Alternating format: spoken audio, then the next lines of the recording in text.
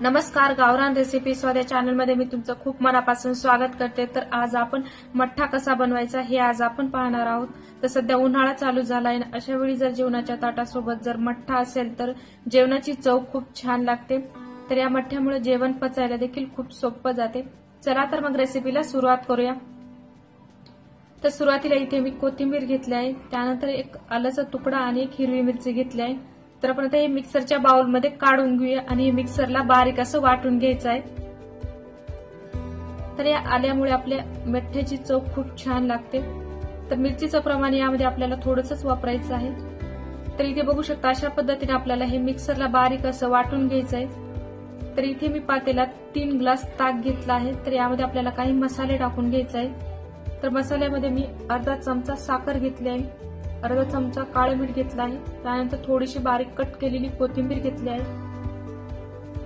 एक मोठा चमचा भाजलेले जिऱ्याची पूड घेतली आहे आणि अर्धा चमचा साधं मीठ घेतलं आहे। तर आपण आता हे सर्व मसाले या ताकामध्ये टाकून घ्यायचे आहे। तर मसाले तुम्ही तुमच्या आवडीनुसार टेस्ट करून यामध्ये टाकून घेतले तरी चालते। त्यानंतर आपण जे मिक्सरला कोथिंबीर, हिरवी मिरची आणि आलं हे वाटून घेतलं ते यामध्ये टाकून घ्यायचं आहे आणि हे रवीने आपल्याला व्यवस्थित मिक्स करून घेऊया। तर यामध्ये तुम्ही बर्फाचे तुकडे देखील टाकून घेतले तरी चालते। तर इथे हे रवीने व्यवस्थित मिक्स करून घेतले। तर बघू शकता सर्व मसाले व्यवस्थित या ताकामध्ये मिक्स झाले। तर आपण आता हा मठ्ठा 1 ते 1.5 तासासाठी फ्रीज मध्ये ठेवायचा आहे, नंतरच आपण ह्याला सर्व्ह करणार आहोत। तर इथे हा मठ्ठा मी 1 तासासाठी फ्रीज मध्ये ठेवला होता। तर आपण आता हे ग्लास मध्ये काढून घ्यायचा आहे।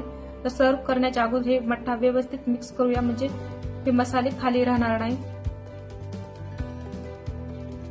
तर इथे हा मठ्ठा मी ग्लास मध्ये काढून घेतला आहे। तर यावर आपण अगदी थोडीशी जिरेपूड टाकून घेऊया।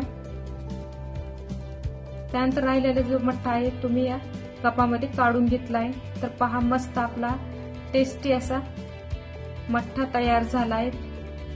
तर या पद्धतीने तुम्ही घरी नक्की ट्राय करून पहा।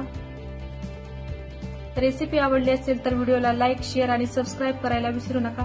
व्हिडिओ पाहिल्याबद्दल धन्यवाद।